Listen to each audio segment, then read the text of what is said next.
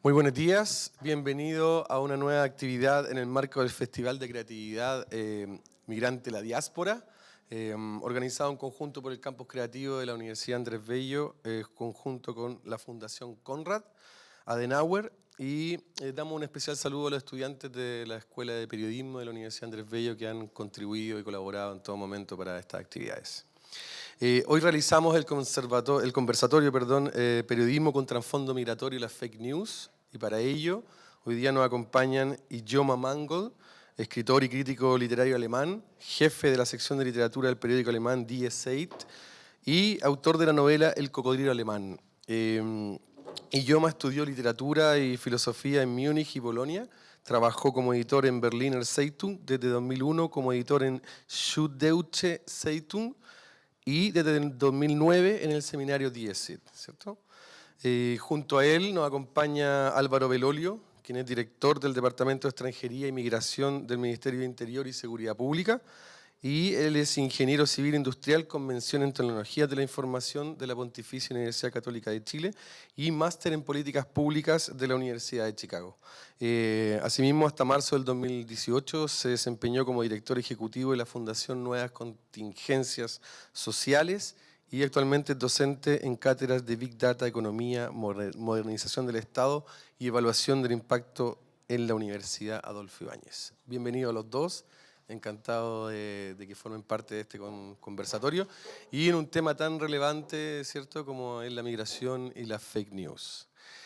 Para dar comienzo, es imposible eludir, digamos, que el día de ayer se dio inicio al proceso de regularización extraordinario de los migrantes en Chile, digamos. Y por lo tanto, abro, digamos, la palabra con Álvaro Belolio para que nos cuente un poco de este proceso para dar inicio, digamos, al tema respecto a lo que ha ocurrido a partir de ayer. Álvaro. ¿Aló? Bueno, muchas gracias por la invitación. Muchas gracias a nuestro invitado internacional, Andrés, y al resto de las personas por este momento, a la Fundación y a la gente y a los estudiantes que están acá. Bueno, el proceso de regulación efectivamente empezó ayer. Nosotros con el equipo estábamos de las 3 de la mañana en la oficina. Hoy día es de las 4 de la mañana entregando los números, así que para mí esto es casi la cena a esta altura. Ha sido un largo día, pero estamos bastante contentos con el proceso. Un poco para contextualizar, en Chile hay más de 1 millón de extranjeros hoy en día. Nunca en la historia de nuestro país habían existido tantos extranjeros como lo hay hoy. Tenemos un poco más de un 6%, que para Alemania no es mucho, pero un país como Chile lo es. El problema es que de este millón de personas, o 1,1 millones, teníamos aproximadamente 350.000 personas de forma irregular. Y al estar de forma irregular son invisibles ante el Estado. Nosotros no podemos tomar decisiones para apoyarlos a ellos en términos de salud, en términos de migraciones, en términos de vivienda, en términos laborales, en términos de convivencia. Y justamente el presidente Piñera, el lunes 9 de abril, anunció esta regularización extraordinaria que empezó ayer, y solo en el día de ayer inscribimos a 14.000 personas. 1.000 niños y 13.000 adultos que estaban de forma irregular, principalmente ciudadanos de Haití, República Dominicana, Perú y Venezuela. Vamos a seguir durante 90 días. Vamos a ir ocupando, por ejemplo, el lugar más emblemático hasta el momento ha sido el Estadio Víctor Jara, donde ayer se regularizaron, o sea, se inscribieron cerca de 1.500 personas y el presidente recibió una ovación por este proceso. Estoy bastante expectante qué va a pasar este fin de semana para ver cómo la capacidad, pero estamos muy confiados en los plazos que tenemos y en la cantidad de personas trabajando en este proceso, donde a partir del miércoles son aproximadamente de 1.000 personas trabajando para poder visibilizar a estas 350.000 personas. Sí. Tenemos también, de hecho no solamente en Santiago, esto a lo largo de todo Chile hay oficinas, distintas oficinas dedicadas a esto, ¿cierto? Si nos puedes contar. Efectivamente, actualmente, siempre en la televisión se espantaba de las filas que tenemos, pero las filas eran iguales hace un mes. Yo todos los días tenía 4.500 personas fuera de mi oficina, de las cuales un cuarto de ellas, por ejemplo, solo iba a pedir información, otro cuarto iba a pagar una multa. Entonces, efectivamente, nosotros pusimos todos los puntos disponibles para que el extranjero pueda inscribirse. Tenemos más de 160 oficinas de Chile Atiende en todo el país. las 54 oficinas de las gobernaciones, las 2 oficinas de Chile Atiende, y además estamos con lugares especiales. Por ejemplo, a partir de este lunes estamos con el Estadio Víctor Jara, pero a partir de mañana ya vamos a estar en los estadios municipales, o sea, perdón, en los gimnasios municipales. ¿Por qué gimnasios? Porque esperan adentro, hace menos frío, se pueden sentar, se puede tomar un café. Por supuesto. Y a partir de mañana, por ejemplo, vamos a estar en el Estadio Municipal de Recoleta, entre otros lugares, que atiende de miércoles a sábado, también pensando justamente en los migrantes que trabajan, que puedan acceder a este proceso en fin de semana. Darf ich kurz eine Frage stellen? Denn Quiero hacer una pregunta. Yo creo que esto es un gran tema. Ustedes han hablado de la regularización. ¿De qué se trata regularización? Es decir, ¿van a saber registrar quiénes están en el país o también significa que van a expulsar a algunas personas del país? Bueno, lo puede contestar mejor Álvaro, pero claro, esto se enmarca en un proyecto, digamos, de reforma a la ley de migración en Chile. Pero, digamos, dejemos a Álvaro que nos explique en qué consiste específicamente, porque efectivamente entiendo que sí, aquellos extranjeros que ingresan, digamos, no con los papeles necesarios o, por lo demás, con antecedentes penales son repatriados. O sea, en la práctica el proceso va a regularizar a todo extranjero que no tenga antecedentes penales. Independiente de cómo haya entrado a Chile, independiente si entró en un Zeppelin y no lo conocemos, bienvenido sea. El único filtro es justamente antecedentes penales. Pero en la ley que ingresamos también decimos que lo que antes se consideraba delito por ingreso por paso clandestino, ya iniciamos un proceso de no criminalización a cualquier proceso migratorio en esta norma. O sea, si alguien efectivamente incumplió la ley migratoria, igual se puede regularizar.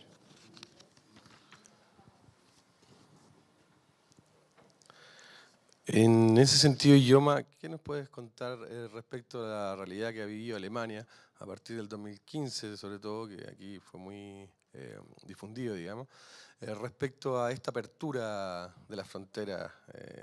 ¿En qué consistió ese proceso? ¿Cuáles son lo que tú puedes observar o nos puedes contar?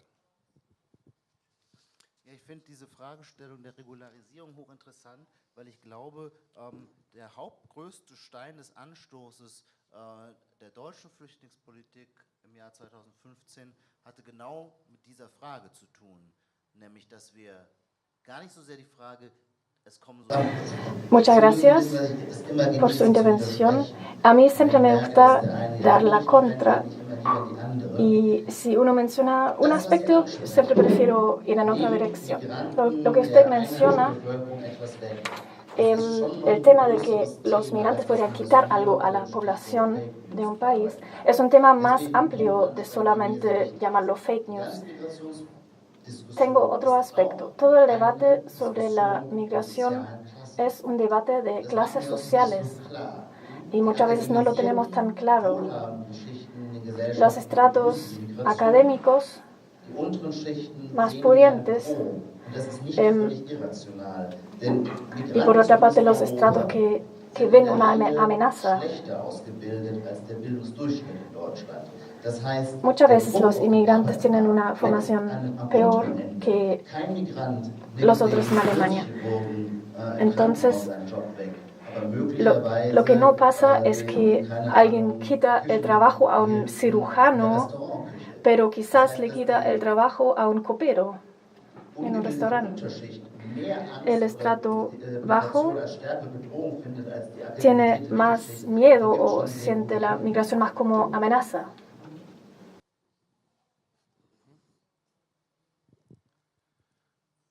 Perfecto. En ese sentido, Álvaro, ¿se podría decir que a partir de esta reforma, digamos, la ley de migración, es porque existía la sensación por parte del Ejecutivo de que había un ingreso muy libre, se necesitaba más regulación para justamente evitar la entrada de cualquier extranjero que pudiera no venir a aportar al país, sino no aportar, digamos? A ver, si bien el tema de la información es relevante, nosotros por lo menos lo vemos desde otra perspectiva.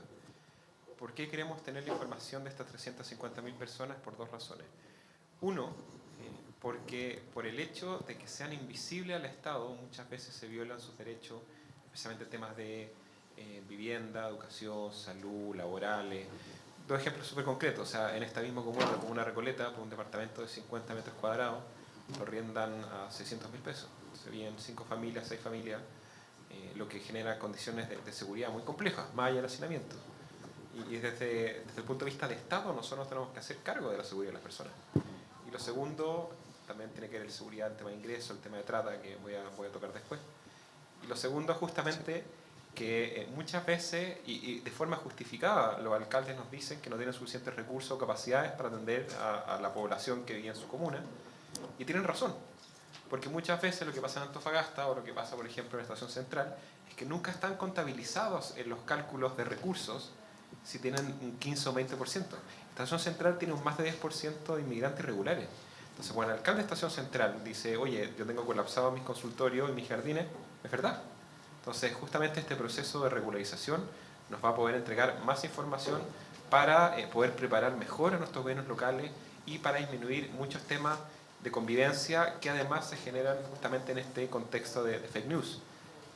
Cómo reacciona la ciudadanía a través de redes sociales ante estos temas y ante estas necesidades que son reales, pero son reales justamente de falta de planificación por falta de información. Y es un poco lo que queremos mejorar. Sí, justamente respecto a, ya entremos de lleno, digamos, a las fake news. Precisamente respecto a la matrícula, por ejemplo, de los estudiantes inmigrantes, hubo una fake news muy difundida, digamos, que señalaba que una persona nacional, digamos, una familia chilena no podía haber matriculado a su hija porque le daban más prioridad, digamos, a los niños inmigrantes en Chile. ¿Qué nos puede responder? O sea, comentar respecto a esto, que definitivamente no es así. Yo creo que acá hay una mezcla de temas.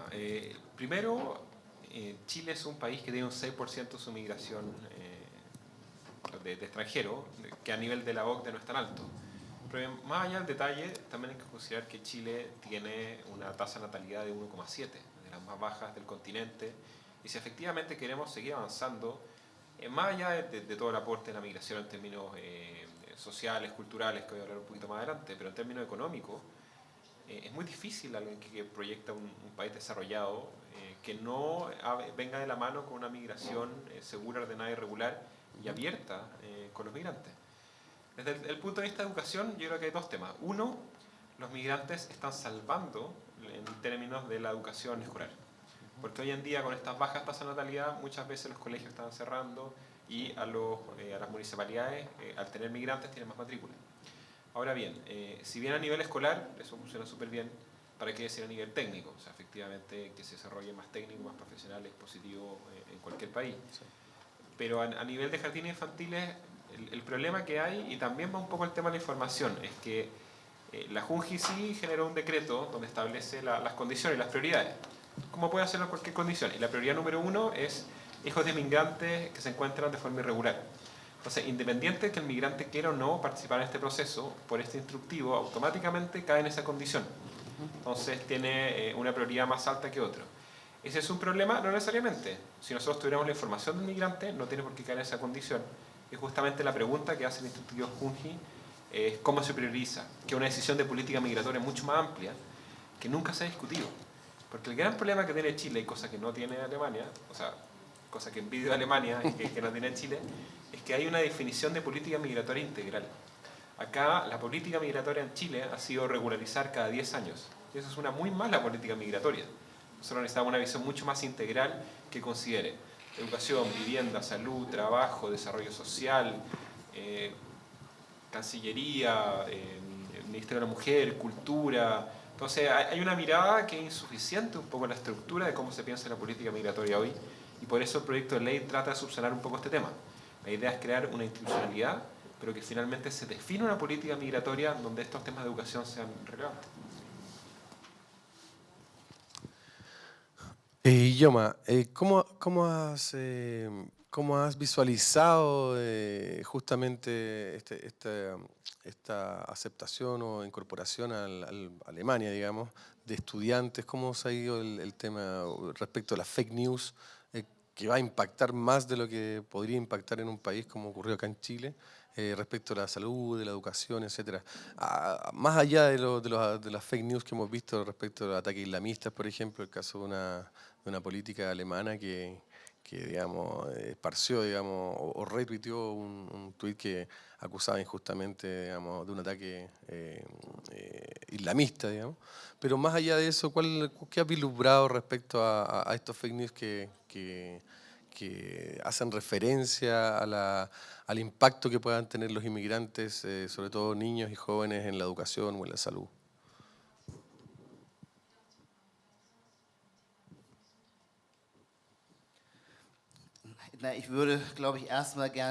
Primero que nada, me gustaría ver el término de los fake news.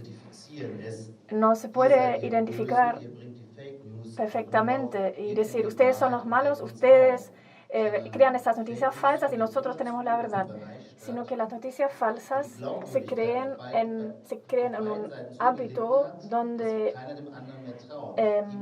sufrió la credibilidad y nadie tiene confianza ya en nadie.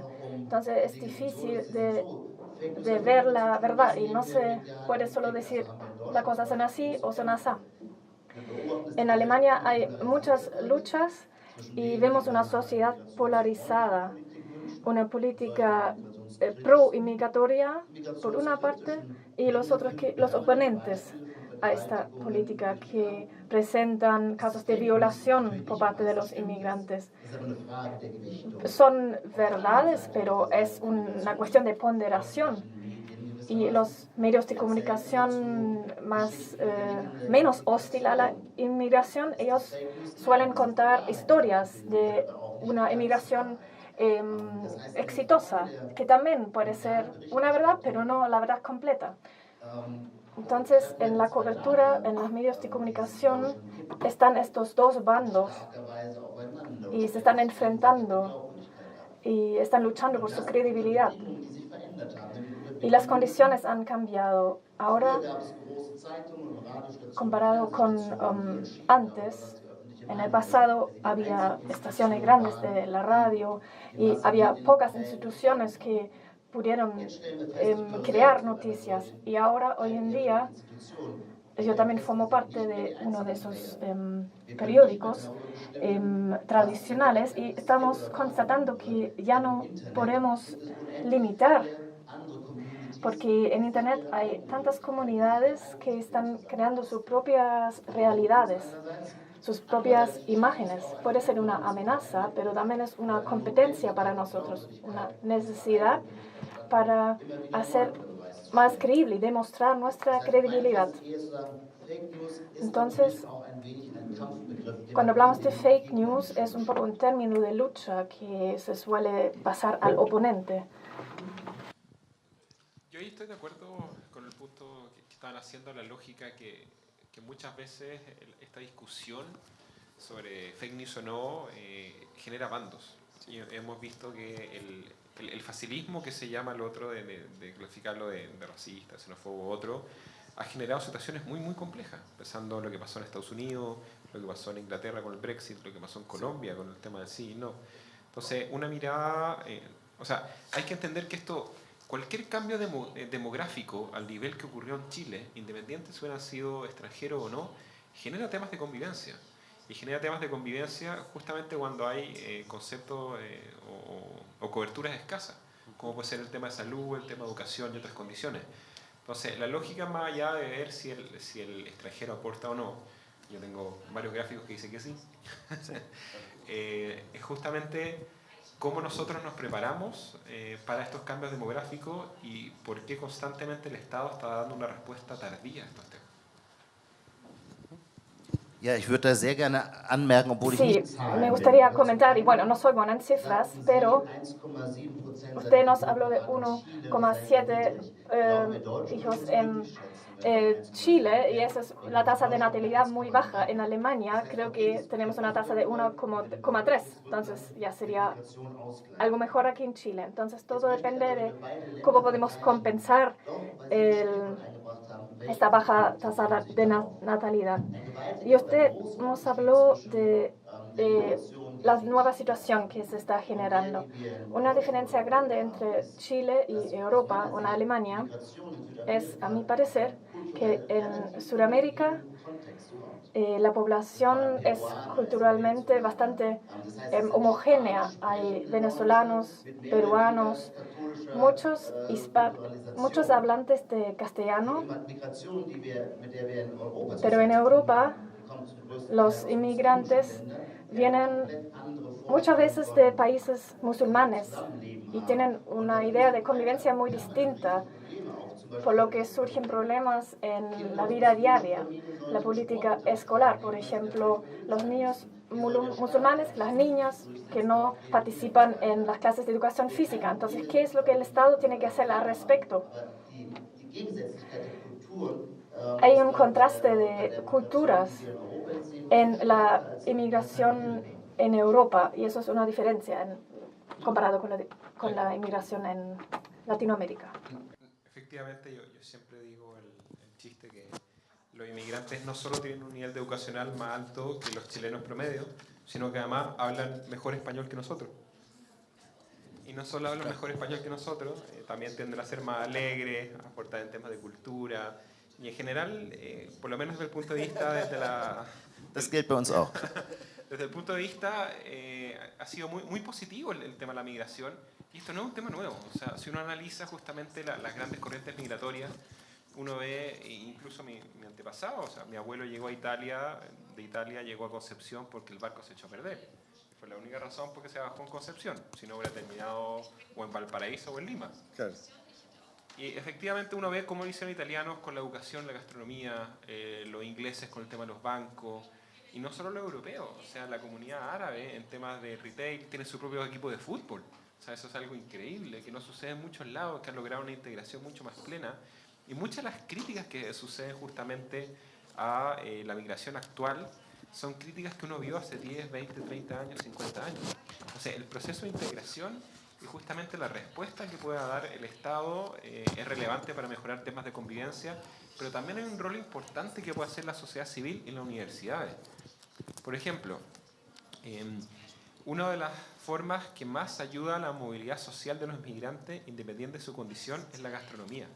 O sea, uno ve constantemente cómo la gastronomía extranjera se posiciona en los distintos barrios y genera un sentido de comunidad, un sentido de pertenencia, que es muy relevante y que también hace mucho más amigable la relación entre nacional y extranjero. Hoy en día, no sé, conozco muy poca gente que no le guste la comida peruana y lo que ha hecho Perú en términos de gastronomía es increíble. O sea, ellos hacen relaciones exteriores en base a su gastronomía. Eso es genial. Temas de deporte, bueno, no le voy a hablar a un alemán sobre el aporte de los migrantes en los deportes, ¿no? Son los campeones mundiales. y justamente han generado estas condiciones, pero uno de los mejores boxeadores de Chile es ruso. El mejor pesista, Yasmani Acuña, es cubano. Entonces, también grandes pesistas son mapuche. Entonces, hay que entender justamente cómo con algunos temas de riqueza cultural, como puede ser la gastronomía o el deporte, uno mejora la convivencia y uno plantea, entonces, ¿cuál es el problema? Y el problema justamente pasa por la capacidad en estos cambios demográficos que a veces son mucho más rápidos de la información que tiene el Estado. Sí. Interesante justamente que en Chile uno puede analizar esto, vislumbrar, digamos, justamente el aporte de los inmigrantes en Chile. Pero me gustaría volver a lo que mencionaba antes, que también apuntaba Ingioma, que es respecto al origen de las fake news. Porque en el fondo, antes les mencioné el caso de, digamos, esta niña que se había quedado sin jardín, pero un ejercicio que hizo el Mercurio, digamos, justamente de buscar fake news, está el caso que se retuiteó en un momento, que en Chile habían ingresado 326.000 haitianos en 2016 y que se había prácticamente duplicado a 716.000 en 2017. Ojo que esto alcanzó menos 900 interacciones en las redes, fue retuiteado, etc. Era un tuit que inicialmente se había publicado en Cuba, etc. También tenemos el caso de cuando, digamos, llegaron a Chile un número no menor de haitianos, digamos, y se relacionó con la presidenta Bachelet y que Bachelet recibiría, o su grupo, digamos, una suma de dinero. por cada uno de los haitianos que ingresan. Ahora, apunto más allá de, es cierto que incluso algunos medios de comunicación que son establecidos también repiten algunas de estas noticias, pero en el fondo subyace la idea o la sensación de que efectivamente hay grupos de poder, hay sectores políticos o, digamos, ideológicos que están detrás de estas acciones. Quiero saber cuál es la opinión de ustedes, tanto en Europa, o cuál es la opinión que se tiene, y también, en este caso, el director del Departamento de Extranjería.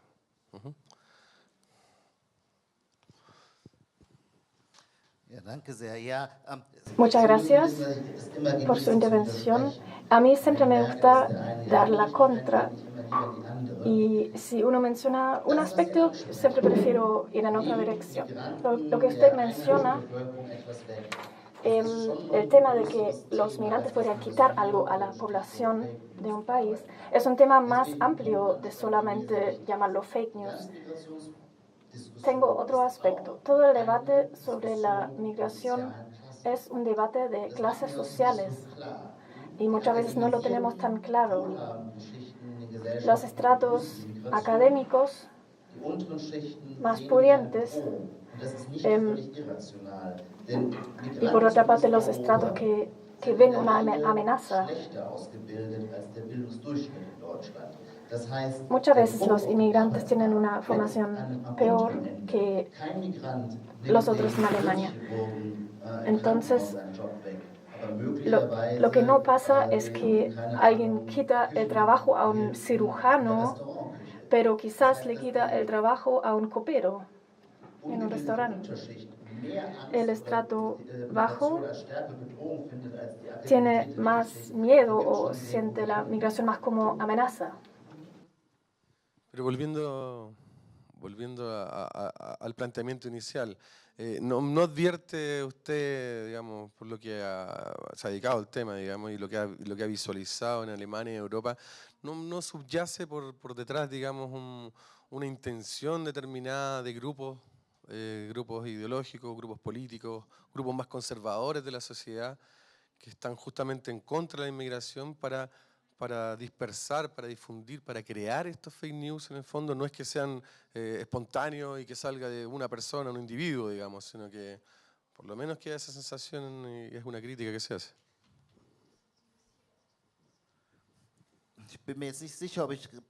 No estoy seguro si tengo una respuesta muy precisa a su pregunta, pero claro que tenemos movimientos populistas de derecha en Europa y en Estados Unidos que nunca habíamos pensado antes, hablando de Brexit y de Donald Trump. Es algo imaginable, no lo hubiéramos pensado antes. O lo que está pasando en Polonia, es el gobierno derechista que está poniendo en duda el proyecto de integración que es la Unión Europea. Sí, ellos tienen su problema con la inmigración y es un desarrollo difícil. Hay que ver que las naciones se retiran cada vez más, quieren quedarse con las fronteras cerradas. Pero ¿cuántas personas en el continente asiático y en África quisieran emigrar?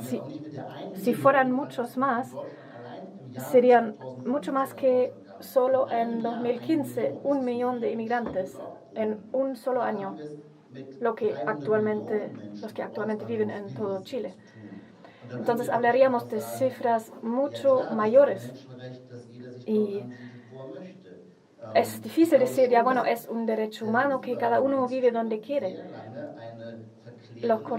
Las corrientes liberales de izquierda han presentado una mirada un poco ilusoria por mucho tiempo. Sobre ese punto yo comparto, o sea, no hay que minimizar los efectos de la convivencia que genera estos cambios, porque lo genera. En Alemania, como la cosmovisión de muchos migrantes es muy distinta, el proceso es mucho más patente. Acá nuevamente, hablan mejor que nosotros, bailan mejor, cocinan más rico, entonces es más amigable nuestra migración. pero también plantea ciertos desafíos. Tienen mayor movilidad social, o sea, si nosotros vemos la tabla de ingresos, efectivamente, independiente del nivel educacional, ellos la brecha la han ido aumentando con el tiempo, o sea, también son más resilientes, más flexibles laboralmente. Pero también tiene dificultades. Yo creo que no hay que minimizar los temas de dificultades y muchas veces, como comentaron, y un poco la estrategia que ha hecho la AfD en Alemania, es tratar de visibilizar en exceso las dificultades de este proceso. O sea, que cualquier movilidad o cambio de grupo humano genera problemas de convivencia, eso es natural, independiente de la condición. Yo viví mucho tiempo en Chicago y efectivamente estaba súper segregado, y había grandes problemas, uno puede llamarlo en raciales u otras condiciones, pero tenían que ver mucho con el tema de los espacios y las convivencias. Entonces, en lugares donde habían grandes parques y grandes espacios, se hacían, por ejemplo, este programa que se llama Los Barrios del Mundo, que se hacía justamente al lado del muelle. Era el edificio que vivía al lado de donde vivía Lady Gaga, entonces estaba súper de moda y era bien entretenido. Y justamente cada una de las distintas comunidades de los distintos barrios mostraba su gastronomía, sus bailes y nos generaba problemas. Pero tú te ibas ahí al sur, donde era un barrio netamente afroamericano y como latino no era muy amigable. Entonces también un poco el espacio y la ciudad contextualiza la relación entre migrantes, donde sí hay un tema general importante en términos de clase. Sobre el tema fake news concreto, bueno, siento renales, Bachelet no recibió plata de la ONU por inmigrantes, ni yo, ni los jesuitas, no, sí. O sea, sí hubo algunos problemas concretos y justamente ahora estamos diciendo el tema de trata y un tema que nos preocupa por la seguridad de los migrantes que vienen a Chile, que fueron a través de prestamistas o agencias de viaje que se aprovecharon un poco de esta oportunidad. Y es un tema que existió. Pero efectivamente no llegaron 700.000 personas el año pasado. Sí hubo un movimiento importante, pero hay que entender, o sea, pensar que una migración de este nivel en Chile pueda ser planificada por un grupo político específico es tenerle demasiada fe a un grupo político específico. Porque lo que sucede es que la migración es un sentimiento muy fuerte. O sea, el migrante por definición es un emprendedor y tomar la decisión de migrar no es fácil. O sea, dejarlo todo para buscar mejorar la calidad de vida de mi familia, que de paso mejora la calidad del país, es un tema muy potente. Y se adaptan rápidamente, y se adaptan mucho más rápido que una planificación más centralizada. O sea, cuando nosotros vemos migrantes haitianos en Pucón o en Osorno, donde jamás ha habido, no hay ninguna planificación. Entonces, la lógica de la resiliencia y la flexibilidad del migrante hay que entenderlo en estos conceptos. Y lo que sí hace falta justamente es tratar de entregar esta información. Porque yo creo que la falta de información genera estos espacios que se rellenan con teorías conspiratorias o no, que se propagan de forma muy fácil. Entonces, mientras mayor información haya y mientras más relación hay con un migrante o con una comunidad específica, menos probabilidad que se extiendan estas condiciones. Nosotros vimos en Estados Unidos el rol que tuvo en los temas de Big Data, especialmente el tema de las noticias en redes sociales, que afectaron bastante el resultado final. Yo creo que fue la única condición, pero eso tuvo un rol importante. Entonces, ¿cómo cobra cada vez más importancia el sentido de la comunicación oficial? ¿Cuál es el rol de las distintas comunidades? Y justamente, ¿cuáles son las consecuencias de establecer fake news? Que hoy en día hay muy pocas. Yo tenía un amigo, no voy a decir quién, por supuesto, que trabajaba en un medio y decía, oye, voy a subir esta noticia. Le dije, oye, esta noticia no es así porque este video es parodia, eso es Photoshop. Ah, genial, ahora tengo dos noticias. La que subió la información y la segunda que desmiente. Entonces dije, no, pues así no se puede. Entonces ahí aprendí una lección también, pero hay que entender justamente cuál es la responsabilidad de propagar estos temas. Sí, justamente eso me interesa cómo analizan ustedes el real daño que provoca, el perjuicio que provoca justamente las fake news en estos procesos de migración en el cual se busca justamente que sea lo más transparente posible y que sean las mejores condiciones. Te lo pregunto también a propósito, voy a hacer mención a una encuesta que realizó YouGov hace poco, del Tren Digital, dependiente de la Universidad Católica, en el 2017, y es a lo menos preocupante porque en el fondo un 70% de los encuestados asegura que en Facebook vio fake news, digamos, en su Facebook, y que el 41% de los consultados reconoció que nunca elimina de sus redes sociales a quienes publican estas fake news. Entonces, tenemos ejemplos de muchos, como los grupos, cuando se difundió que los grupos mapuche iniciaron incendios forestales que afectan al país, vacunas que tienen efectos secundarios, incluso peores que las enfermedades, mega incendios forestales, consumo de alimentos modificados genéticamente. Entonces, justamente, bueno, estamos centrados en la migración, pero ¿qué tanto cree que perjudica, digamos, las fake news en estos procesos migratorios justamente desde el punto de vista del gobierno, o uno que lo mira desde fuera, digamos? No sé si...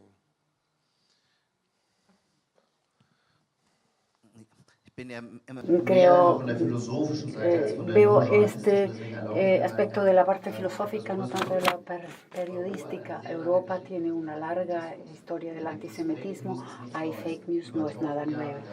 Por 1000 años hubo fake news, los judíos habían matado a cristianos para hacer ceremonias raras con la sangre de los niños.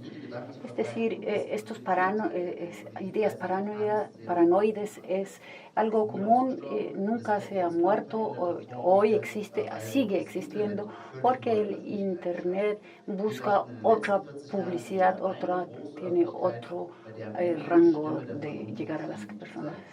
Pero nosotros estamos todavía en esa tradición de decir va a vencer la razón, pero hoy en día es así que cada uno vive en su bubble, en su burbuja, y en una burbuja la verdad se pinta de negro y en otra burbuja se pinta de blanco, pero no hay contacto de una burbuja a otra. Entonces, como que no molesta, si nos estamos encapsulando en espacios públicos propios y en cada uno de esos espacios se construye uno mismo su verdad. No hay una instancia de un juez que dice esto es lo que es la verdad, y ahí empieza a generarse una agresividad extrema y las personas están en sus diferentes burbujas con una animosidad extrema, hostil, porque no le creen al otro, nada. Y uno conoce eso de sí mismo. Cuando uno encuentra a alguien que vive en otra burbuja, entonces uno cree, no, este está loco, porque uno podría discutir, pero él piensa lo mismo de uno mismo. También creo que hay un tema bien importante sobre el concepto de, llamarlo sistema educacional o la lógica del pensamiento crítico.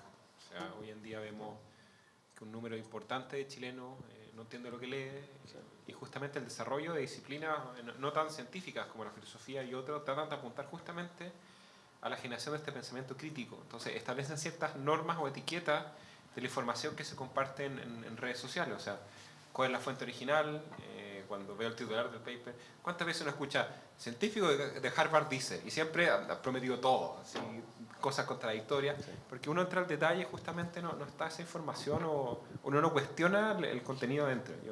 Yo soy brutalmente escéptico, entonces yo reviso todas esas cosas y casi no comparto cosas en Facebook por el tema. Pero yo creo que el punto del pensamiento crítico es un rol relevante en establecer cierta etiqueta de información, y también desde el punto de vista además de teoría política es ¿por qué se está compartiendo esta información? ¿Qué ganancia se puede generar este mensaje o compartir ese mensaje? Y yo creo que eso también es relevante en contextualizar. El otro día me criticaba un diputado en redes sociales diciendo no puede ser que esta medida discriminatoria en ciertas condiciones, como disculpe diputado, esto empezó hace 15 años y lo empezó su hermano. Entonces, justamente uno tiene que contextualizar los conceptos cuando van creando los temas, y en ese sentido la educación y justamente carreras como el de campus creativos que tienen pensamiento crítico relevante como periodismo juegan un rol súper importante. Quisiera adicionar algo, porque usted dijo que usted viene de las ciencias computacionales. Big Data es un tema suyo. Y las fake news es un tema que tiene que ver con la estructura digital de nuestra comunicación. Los algoritmos están establecidas de forma que nosotros nos podemos configurar en nuestra burbuja. Es decir, solamente entran a nuestra burbuja esas informaciones que ya estamos creyendo, que son nuestras. Es decir, en mi burbuja de Twitter o burbuja de Facebook no hay ninguna controversia, porque Twitter siempre tiene la tendencia a reproducir siempre lo mismo. Bueno, me gustaría ahora llevarlos a un siguiente tema, bueno, que está por supuesto relacionado. Y Joma Mangold tiene un libro que he reconocido que es El cocodrilo alemán. ¿Nos puedes contar un poco el origen del título y compartirnos, digamos, la temática del libro justamente que tiene que ver con esto? Sí, es un libro autobiográfico y cuenta mi propia historia. Mi papá vino en los años 60 de Nigeria a Heidelberg para estudiar medicina, conoció a mi mamá, pero cuando yo tuve 1 año, él se devolvió a Nigeria. Es decir, yo crecí en Heidelberg, en Alemania.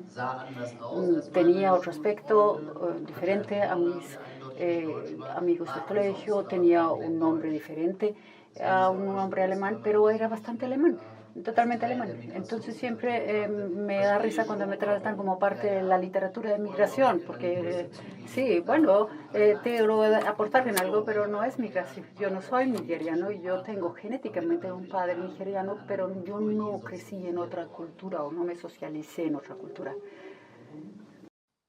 Y en ese sentido, Álvaro, yo creo que gran parte de los chilenos tenemos familiares, digamos, que han, por diversas razones, sean políticas como el caso de los exiliados o razones de otro motivo, que han vivido en otro país, que han tenido una segunda patria.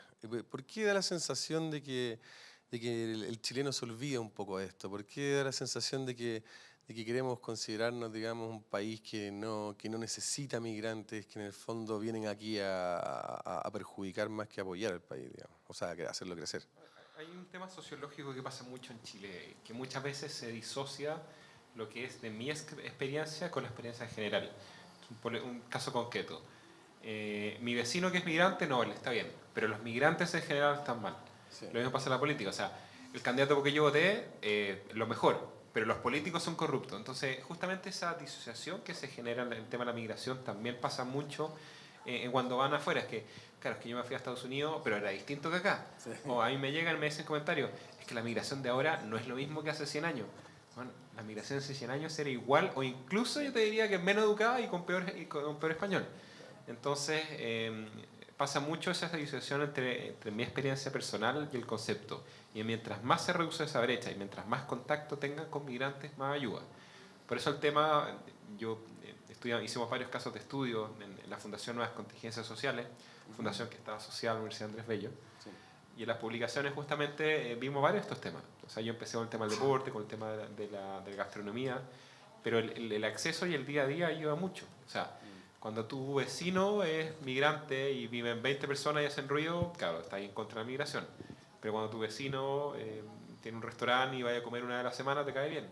Pero sigues después criticando el tema en general. Entonces, cómo reducir esa brecha es importante. Y nosotros, dentro del Departamento de Extranjería y Migraciones, tenemos un área de convivencia, que es justamente cómo ir mejorando los procesos para ir visibilizando. Y, por ejemplo, lo que se hizo hace un par de años, el Festival Migrante, con música, con gastronomía, sí. Y también uno, por ejemplo, se analiza lo que hace las plazas de bolsillo, que son con toda esta teoría del placemaking creativo, de generar espacios culturales con impacto social muy barriales, donde la gran mayoría eran gastronomía migrante, donde migrantes estaban, y nosotros hicimos una encuesta. Ellos decían que uno de los puntos que más les gustaba justamente era compartir con otros. Entonces es una mezcla entre la lógica del sentido de comunidad, en términos generales, y de terminar con la disociación de a quien yo conozco versus al tema general. Y en ese sentido, en Joma, ¿cuál crees tú que es la sensación generalizada o la predisposición de la ciudadanía, del ciudadano alemán, más allá de los grupos ultraconservadores, digamos, que rechazan la migración? En la última década, ¿tú sientes que hay una apertura real, digamos, una apertura sincera al aporte que pueden ofrecer los migrantes, o con los años eso ha ido decayendo y hay un poco más de rechazo a la llegada de inmigrantes?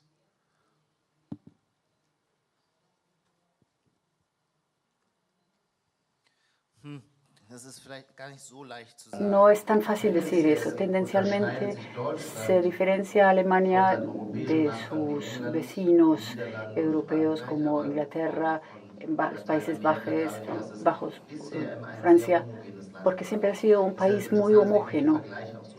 Por eso las comparaciones son tan interesantes. Cuando hablamos de migración, la vista a Chile o Alemania es diferente. Los latinoamericanos por sí, los países latinoamericanos por sí son países de inmigración. ¿Cuál es la población homogénea originaria? Sí, son los pueblos originarios. Es decir, aquí ya siempre ha habido una inmigración, pero en Alemania hay como el fantasma de que hubo en algún momento una población originaria rubia y de ojos azules, y ahora se está viendo, estamos rodeados de personas de pelo oscuro y estamos en vías de extinción. Y bueno, se crea miedos, pero hay también así comenzó la xenofobia, pero hoy en día los xenófobos tienen también miedo a otra religión, no solamente a otro color de piel. Pero la pregunta del fenotipo en el que se muestra la inmigración es interesante, porque yo lo he vivido en mi piel propia, porque nosotros, y yo especialmente, llamaba mucho la atención al ser de piel negra y en una Alemania mayoritaria blanca. Pero yo creo que aquí en Chile uno con solamente de vista no puede reconocer que es un chileno. O la diferencia si una persona viene de Haití con rasgos negroides. Entonces es diferente, hay otra aceptación o no aceptación en diferencia, es decir, entre un haitiano y un venezolano. Es una pregunta que yo hago. Sí, por supuesto. Bueno, justamente eso me da pie para introducir otro tema que ha sido bien polémico en Chile, justamente porque se acepta socialmente que la migración justamente de migrantes europeos, españoles, alemanes o ingleses, en Chile nunca ha habido, digamos, ningún rechazo que eso ocurra. De hecho, acá mismo en la universidad hablábamos ayer del caso cuando una universidad privada chilena incorporó, digamos, trajo a Chile más de 120 profesores europeos, y aquí nadie hizo ningún escándalo. Entonces, justamente a propósito de eso, en Chile, y aquí le pediría a Álvaro que nos aclare un punto que es muy conflictivo, que tiene que ver con a propósito de la reforma a la ley de migración. Hay una serie de visas que se definieron, justamente una visa para venezolanos y una visa para haitianos. A raíz de eso, y aquí nos va a aclarar Álvaro, a raíz de eso se señaló, digamos, que la visa que estaba especial para los venezolanos tenía que ver con el momento político caótico, digamos, en Venezuela, según quienes lo sostienen, y por otro lado, a los haitianos tienen otro tipo de visa. A raíz de eso ha surgido la crítica de que la visa a los haitianos es por su color, digamos, por su raza, por su color de piel, digamos, porque hay muchos que dicen, bueno, ¿y qué ocurre en Haití? ¿Acaso no hay un problema social, no hay un problema político que también pudiera... ¿Por qué existen distintos tipos de visas, en el fondo, la pregunta que se hacen muchos chilenos? Es una pregunta que ha estado varias veces. Primero voy a explicar el caso de Venezuela, contextualizándolo. En Chile, después del golpe de Estado, muchos chilenos fueron a Venezuela. O sea, Venezuela nos recibió con brazos abiertos en momentos muy difíciles. Lo que nosotros estamos haciendo un poco es devolver la mano. O sea, dado el régimen de Maduro, el presidente Sebastián Piñera anunció esta visa de responsabilidad democrática, que es solo una visa adicional, y la lógica es que la puedan pedir en Venezuela de forma online, pero para que cuando lleguen a Chile lleguen con su carnet de identidad, con su RUT. De esa manera pueden trabajar y ejercer. Es muy similar a una visa Mercosur, solamente que ellos lo echaron del Mercosur. En el caso de Haití, el caso es un poco distinto. Primero, la razón que se tomó esta medida con Haití fue un poco para homologar la situación con el resto de Latinoamérica. O sea, es decir, de todos los países de Latinoamérica, solo 4 no le piden visa consular a Haití, que es Argentina, Ecuador, Guyana y San Vicente. Más del 90% de los países sí le piden una visa. Entonces, la lógica fue justamente entender el proceso de Cancillería a un nivel mucho más integrado. No como los venezolanos, que prácticamente ninguno le pide. Entonces, México le pide visa a Haití, Brasil le pide visa a Haití, Venezuela, Colombia, Perú, Jamaica, Cuba, República Dominicana, todos estos países le piden. Y el segundo tiene que ver justamente con el tema de la seguridad. La gran base de la reforma migratoria está basada en la Declaración de Principios de Refugiados e Inmigrantes de la ONU en Nueva York, del año 2016, que dice que todo país tiene derecho justamente a establecer procesos para garantizar una migración segura, ordenada y regular. Y el problema con la migración segura, especialmente con el caso de los haitianos, que nosotros vimos que en gran parte de las veces se veían vulnerados sus derechos. De hecho, hace unos 3 o 4 días nos anunciaron una formalización por caso de trata, donde muchas veces llegaban a Chile y justamente nosotros estuvimos estudiando el tema de los sobres, que es justamente estos prestamistas o estas agencias de viaje, que a veces los traían de forma engañada, y para garantizar su seguridad lo que nosotros queremos hacer justamente es sincerar las opciones que tengan y que todo migrante haitiano que venga a Chile venga o con su visa consular o con los otros tipos de visa para que tenga RUT desde el día 1. ¿Y por qué queremos que tenga RUT? Para que el día 1 pueda sacar una cuenta RUT, pueda firmar un contrato de arriendo, para que se respeten sus derechos laborales. Entonces el ciudadano haitiano, si bien ahora necesita una visa consular, al igual que otros 140 países del mundo, como China, como India, como República Dominicana, tiene la visa humanitaria, con foco en reunificación familiar, que vamos a dar 10.000 cupos, que es un modelo muy similar a lo que hizo Brasil, solamente que Brasil daba 1.200, era menos generoso, que puedan venir a buscar trabajo a Chile a través de la visa oportunidades o la visa orientación internacional, justamente pensando en que no tengan que tener un contrato firmado, pero sí entren con RUT. Y adicionalmente la visa sujeta a contrato y las otras visas tradicionales. Entonces, la lógica de la creación, el caso de Venezuela es un caso excepcional, y eso lo acepto. Y eso fue un caso netamente de solidaridad internacional. Salió el senador Felipe Cast diciendo, ¿por qué no en Cuba? Puede ser, es una decisión que tiene que tomar el presidente y el ministro. Técnicamente, como ingeniero en computación, es re fácil de hacer, pero es una decisión que tienen que tomar justamente el presidente y el ministro. Pero el caso de Venezuela, el caso de Haití justamente es homologando la situación y también garantizando la seguridad de los migrantes. Aber heißt es nicht, dass Sie dann eine weiße Immigration einer schwarzen vorziehen? Heißt es im Ergebnis aber nicht, dass Sie eine weiße Einwanderung einer schwarzen vorziehen? ¿Eso quiere decir que ustedes prefieren una migración blanca a una migración negra?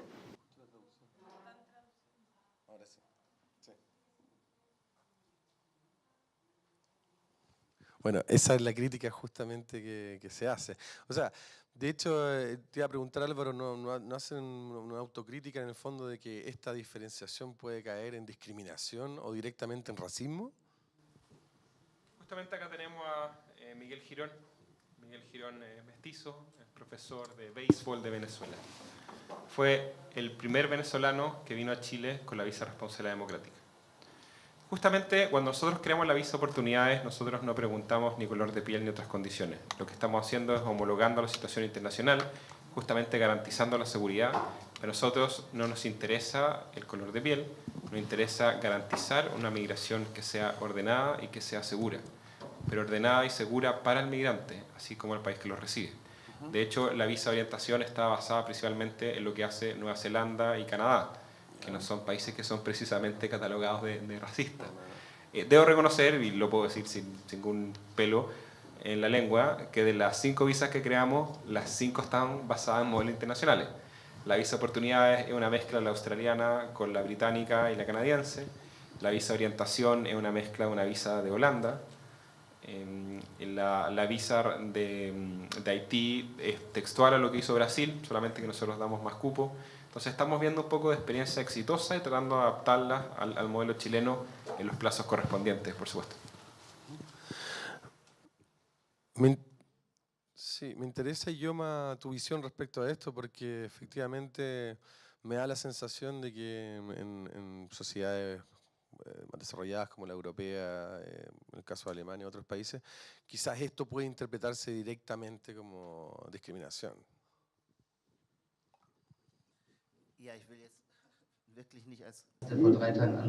No quiero saber algo mejor de siendo un huésped que llegó hace 3 días, pero obviamente hay para diferentes pueblos, países, diferentes tipos de visa.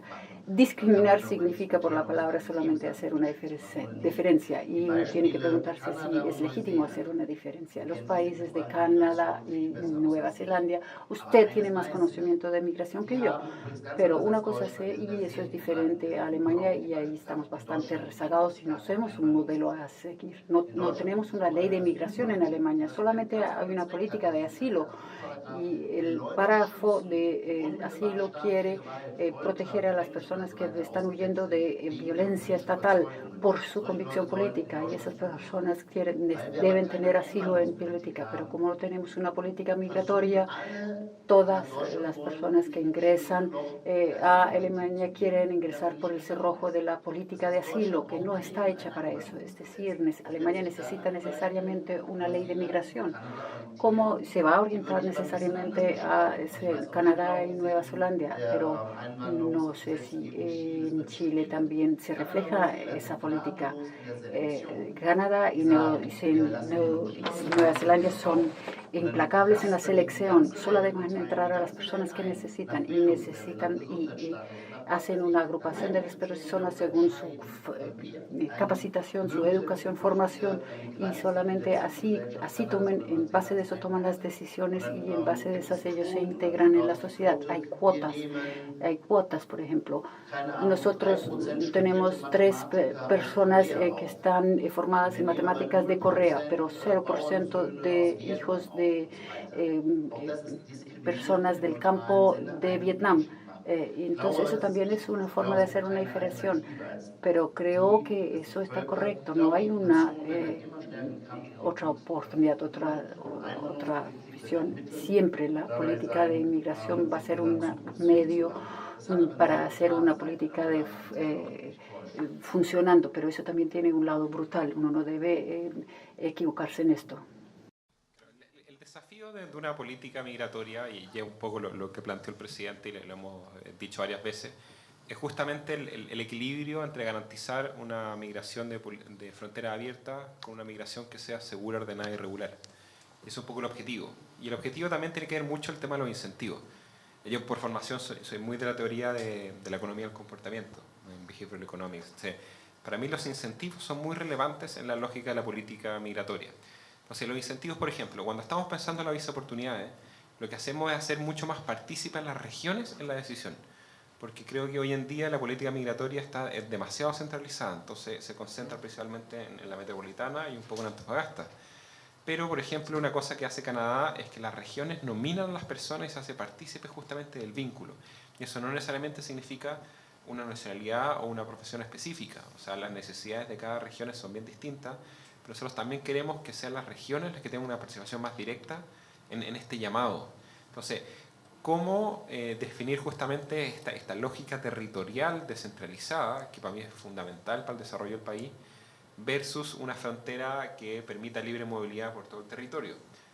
No es tan fácil. y también creo que no es una definición que debe ser tomada por solo una persona. Nosotros queremos crear un comité bien amplio para esa definición. Yo entiendo un poco la lógica de los casos de criterios de versus selectividad, versus abierto, pero en Chile en general la política migratoria es bastante amplia en términos de ingresos. Hoy en día, la única condición que nosotros queremos establecer bajo la ley es que una persona que venga como turista salga como turista, pero una persona que no venga como turista que automáticamente tenga un RUT. Y crear algo que nunca haya existido, que es justamente una visa para que la gente venga a buscar trabajo. Si no tiene nada de malo buscar trabajo. Sí. Pero justamente esta irregularidad que caen muchos por tener contratos dudosos o que se les vence las visas y pierden justamente el acceso al RUT, genera dificultades tanto en la planificación de la política pública, los recursos de los gobiernos locales, como el migrante que no puede ejercer a plenitud su derecho y deber, cosa que es muy complejo. O sea, en la simetría de poder, si tú estás ilegal y trabajáis versus tu empleador, es muy difícil. Por eso además queremos subir las sanciones en estas condiciones. Pero es importante entender justamente el incentivo y los beneficios que es entrar a Chile con RUT. Yo encuentro que en Chile somos demasiado RUT-céntricos, partiendo por eso. Estados Unidos se volverían locos dado que nosotros damos el RUT hasta echar vecina. Sí. Pero justamente bajo esas condiciones, lamentablemente para bien o para mal, el acceso a este documento de identificación mejora tanto la calidad de vida del migrante que justamente este proceso ordenado a través de estas visas ayuda mucho al proceso de entregarles RUT desde el día 1. Se ha ocupado el término que esto se trata de un problema humanitario. En el caso de Europa ha llegado a niveles, digamos, de inmigración, de movimientos, digamos, de migrantes a distintos países, Italia, Alemania, etcétera, otros países, en los cuales ya llega a ser preocupante y se usa el término de problema humanitario. Tengo una estadística del Ministerio del Interior que hace una comparativa entre el 2014 y el 2017. En este caso vemos aumentos de 100 a 500% en el caso de Colombia, 190 en el caso de Perú, etcétera. Y en el caso específico de Venezuela, 1057%, o sea, pasamos del 2014 a 8.000 inmigrantes a una estadística del 2017 de 84.000. No sé si coinciden los números. ¿Ah? Y en el caso de Haití, claro, tenemos un aumento del 2014 al 2017 de 4.433%. Eso según cifras del Ministerio del Interior. En la Dirección de Extranjería, en el gobierno, ¿se hacen cargo del problema como si fuera un problema humanitario?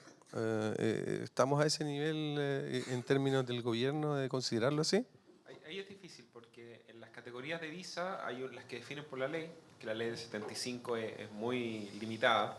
La nueva ley sí genera más opciones, entre las cuales están estas opciones de visa judicial, visa humanitaria, visa artista, o sea, hay varias falencias. Pero además establece justamente una subcategoría que eso depende mucho de la política migratoria del gobierno de turno.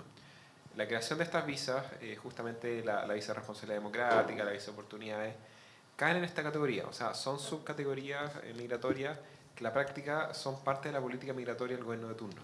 Entonces, la lógica de la ley es justamente con la creación del Servicio Nacional, se divide la decisión en dos. El Servicio Nacional ejecuta la política y el Consejo de Ministros, que son 6 ministros, define la política migratoria. Entonces, bajo estas condiciones, justamente es la potestad de cada gobierno de crear las visas que estime razonables para entender esto, siempre estableciendo por ley una cantidad mínima, estable de turismo, transitoria, permanencia definitiva y otras. Entonces, así como en la administración anterior se creó la visa TEC, la visa de embarazo, la visa de transitoria con motivos laborales, ahora nosotros estamos creando algunas que se hagan cargo más de los incentivos para buscar trabajo, por temas de responsabilidad con Venezuela y otros.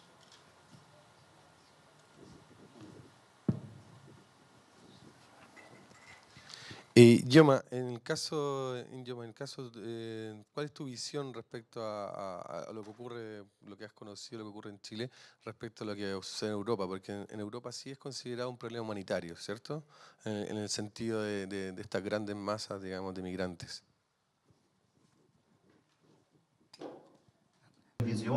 Bueno, una visión no tengo.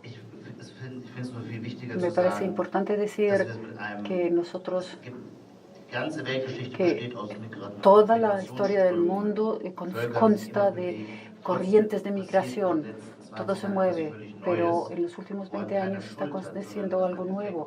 Nadie tiene la culpa, sino eso es un efecto de la globalización. El mundo se achica. Una persona de Sudáfrica hoy en día sabe cómo es la vida en Noruega, porque hay un incentivo para hacer una comparación en la vida en Sudáfrica y Noruega. Es decir, hoy en día los caminos, las rutas se pueden superar. La migración tampoco es tan humanitaria como como podría ser, porque uno nunca recibe a los más pobres, porque los más pobres no son capaces de dejar su pueblo. Quien ya llega por el Mediterráneo a Europa ya necesita un patrimonio, tiene que invertir en los traficantes de humanos.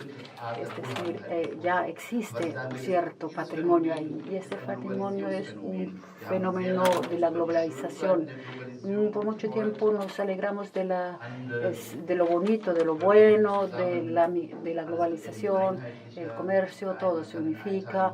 Un día uno puede vivir en Hong Kong, el otro día en Johannesburg, pero a esta globalización también pertenece no solamente el libre tránsito de comercio, de productos, sino también de personas, y eso crea desafíos. Y creo que no tenemos ninguna respuesta, pero sí necesitamos tener conciencia del inmenso proceso de transformación que se está gestionando para reaccionar de forma sensata. Y desde el punto de vista europeo, no sé cómo se entiende esto en Sudamérica, sí hay pérdidas de la globalización. Y si los periodistas hablan de la globalización, pero solamente hablan de los ganadores.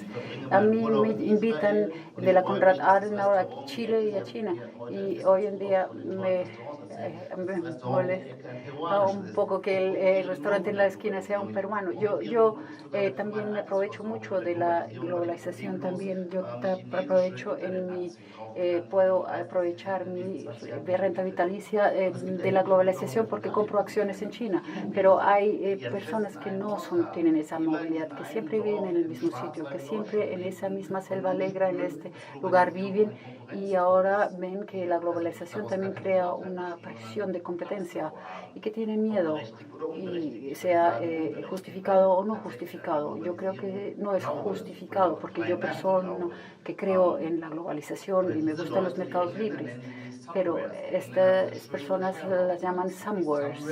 Existen los somewheres, que son las personas que viven en un solo sitio en toda su vida, y hay los anywheres, son las personas que viven en Los Ángeles como también en Tokio. Pasan su vida ahí porque tienen acceso a idiomas, aprender idiomas, porque tienen comunicación, porque el inversor del banco de inversiones trabaja en Wall Street y lo mandan de aquí a allá.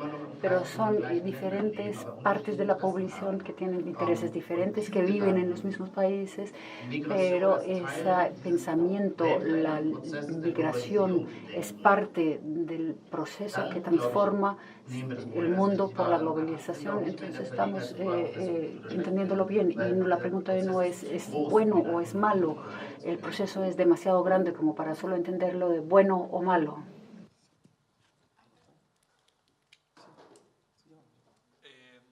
Bueno, rápidamente, una de las cosas que explicó el fenómeno de Trump y la posverdad en Estados Unidos fue mucho el tema de la globalización, y tiene razón en esa lógica. O sea, el gráfico del beneficio de la globalización mejoró la calidad de vida de los más necesitados, los más pobres, considerablemente. Acceso a comida, vivienda, otro.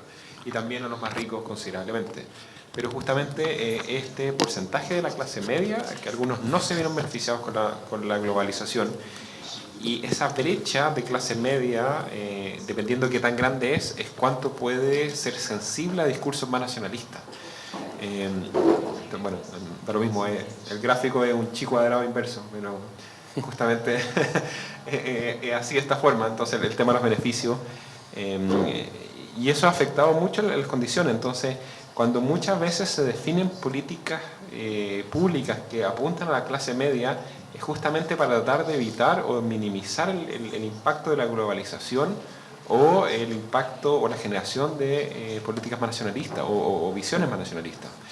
Es bien complejo el tema, porque esa brecha te puede definir mucho la percepción de esas condiciones, o qué discurso, proyectar qué discurso va a ser más potente a futuro.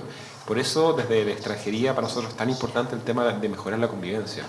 Y por eso nosotros hacemos coordinaciones con el Ministerio de las Culturas para generar ferias migrantes, ferias gastronómicas, tratando de mejorar la relación y justamente apuntar a esta brecha de personas que se han visto perjudicadas por la globalización. Se nos acaba el tiempo, sé que tienen compromisos posteriores, pero quiero cerrar con un tema que es de gran interés. Hemos mencionado casos como el Brexit, como elecciones en Estados Unidos o acá mismo en Chile, lo que provoca las fake news. Entonces, lo que surge, por ejemplo, en Francia, se está creando, digamos, un marco legislativo para combatir las fake news, y lo que eso incluye, en el caso de que así fuera, suspender o revocar el convenio de un medio de comunicación bajo la influencia de un Estado extranjero, o también a las redes sociales como Facebook, Twitter y YouTube, obligarlos a publicar quién y por cuánto dinero el contenido de la información fue patrocinado. Y esta misma legislación francesa permitirá, digamos, que todos los ciudadanos puedan recurrir a un juez para detener la difusión de fake news, noticias falsas. Entonces, para cerrar, me interesaría saber ¿qué opinan ustedes respecto a quién debe tomar el papel preponderante? ¿Es el gobierno el que debe, o la legislación de un país el que debe limitar esto? ¿Son los medios de comunicación los que deben tomar, digamos, el protagonismo para eliminar o disminuir, digamos, la difusión de estas noticias falsas? ¿O directamente, como ya lo está haciendo, es la ciudadanía o las organizaciones de la sociedad civil las encargadas, digamos, ya que no existe otra contraparte, las de llevar adelante la desenmascaración, por decirlo de alguna manera, de estas noticias falsas y evitar, digamos, los prejuicios que ello trae? ¿Yoma? En mi corazón soy una persona liberal y desconfío en las intervenciones, demasiadas intervenciones estatales. Solamente el hecho de tratar de asegurar la verdad me parece ser un tipo de oficina de censura, aunque también veo que puede ser necesario. La falta de información creo que tiene que ser compensado por una información mejor, pero no que el Estado introduce unas instancias de jueces. O sea, yo también me defino como liberal y también cuestiono mucho la lógica de la verdad oficial, así que estamos muy de acuerdo. Desde mi perspectiva, a mí me gusta mucho el concepto del crowdsourcing, como a la Wikipedia. Entonces, una lógica de cómo clasificar la información o cómo requerir que efectivamente pongan autor o metadata o citas específicas cuando publiquen información. O sea, yo soy muy de la lógica de Big Society, de la sociedad civil, del crowdsourcing, del uso de tecnologías, de blockchain.